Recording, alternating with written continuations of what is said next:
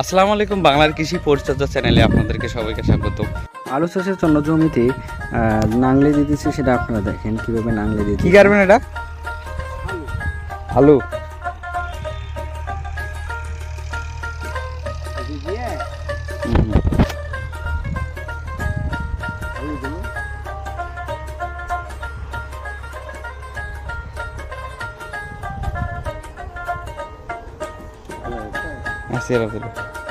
এটা মানে নাংলি টানার পর তারপরে আলু ছিটি দেবেন।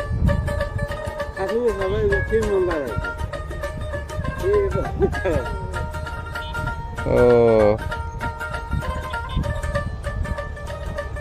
আর ওই যে মাছ দিয়ে ওটা কি ইয়া হবে, পানি যাওয়ার নালি?